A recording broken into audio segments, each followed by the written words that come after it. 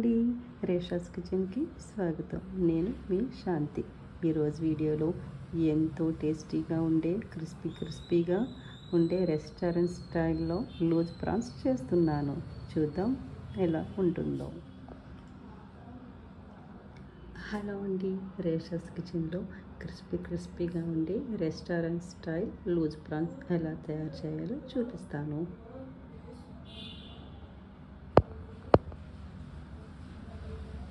KG prawns తీసుకుంటే అవి clean చేస్తే ఇలా 1/2 కిలో ప్రాన్స్ అవుతాయండి.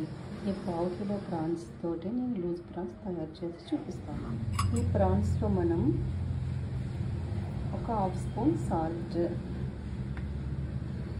1/2 స్పూన్ పెప్పర్ పౌడర్ మిరియాల పొడి అండి, 2 స్పూన్స్ కార్న్ఫ్లోర్,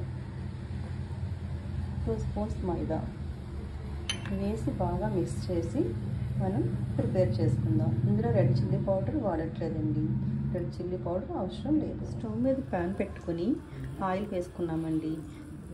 ఇందులో బాగా ఆయిల్ వేడిగా అవ్వాలండి. బాగా వేడిగా అయినప్పుడు ఫ్రై చేస్తే లూజ్ ప్రాన్స్ క్రిస్పీగా వస్తాయి. ఆయిల్ చాలా బాగా వేడిగా అయిందండి. ఇప్పుడు మనం ప్రాన్స్ వేద్దాం.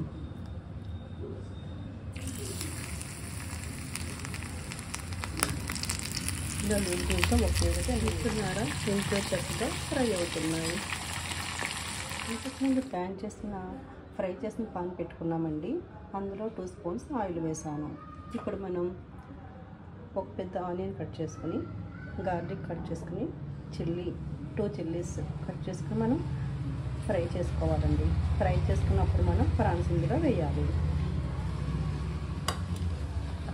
చూసారా, అన్నీ ఇలా ఫ్రై అవుతున్నాయండి. ఆనియన్ గోల్డ్ కలర్ వచ్చే వరకు ఫ్రై అవ్వలేదు, కొంచెం ఫ్రై అయితే సరిపోతుంది. ఇప్పుడు మనం ఇందులో ప్రాన్స్ వేసుకుందాం.